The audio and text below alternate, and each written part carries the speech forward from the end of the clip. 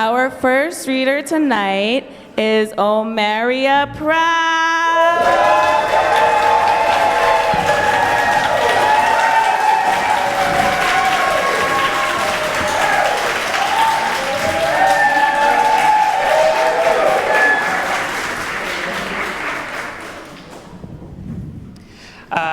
Hey y'all, can you hear me all right? All right.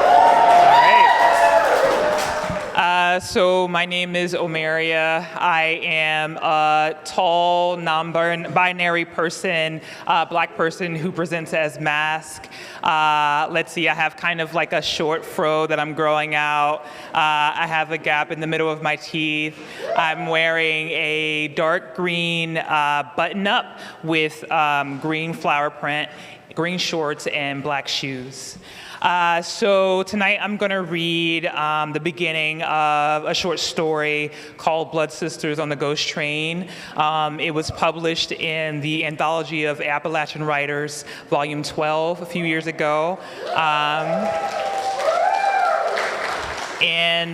So the narrator is a 10-year-old little girl named Sunny. It was that day I met my sister for the first time that I seen a ghost up there on the tracks. Even though I wasn't supposed to, because I was already in trouble for almost flunking 4th grade, I sneaked outside early that morning to play up the street on the tracks with Whitney. It was summer anyway, and everybody else in Eastside was sleeping. The sun was barely out, but we sat waiting for a train on the grass and tossed rocks across the tracks into the lake that wasn't a lake, but a street so black that at night it looked like still water. Once we felt the wind coming about, Whitney got up and spun around, and then I spun too. We spread out our arms in the breeze while our shirts flapped back like we were flying. The ghost train was our favorite train. It had picked us up and carried us far outside the city. Look, Sonny, it's the Eiffel Tower. Whitney kept track of places we passed. That train had taken us to China, to Hawaii, and to San Diego. Even been to Disney World 4 times. Nobody can explain where all that wind came from. That's why we called it the ghost train. And I swear I even heard a whistle blow if I listened hard enough. After the wind died down, we laid our heads together on the hill and blew dandelions at the sky.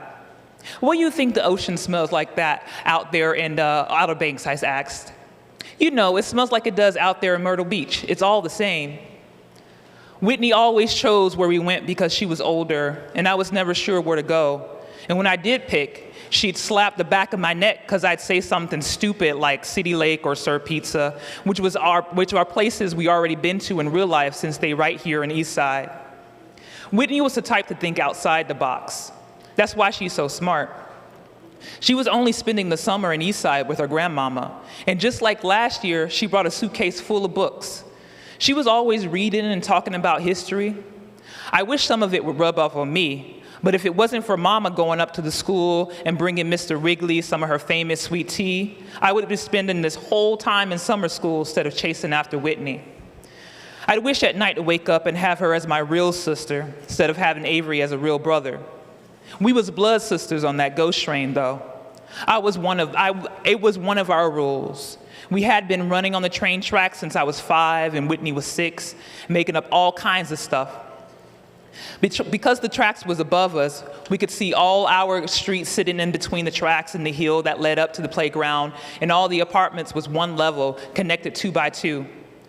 Whitney's grandmama lived right beside us, and we was lucky that our bedroom shared a wall. Whitney always said she could hear Avery snoring at night. Down on the street, I could see Avery's bike was on the back porch, Mr. Willis's cat wandering through the honeysuckle bushes, and everybody's cars parked in their driveways. Nobody was riding around the cars yet anyhow, since it was Saturday morning and too early to be up and about. Somebody on your porch, Whitney pointed out. A woman was standing at my door with a child on her hip, half asleep. She was nobody I knew. We being invaded, I said. We ran down the hill up the porch where the invaders were standing with bags all on the ground. They didn't even knock on the door. The woman just yelled out for Mama. Dolores, she said all loud, waking up half the neighborhood, I figured. She's still sleeping, I said from behind. The woman jumped before she looked at us.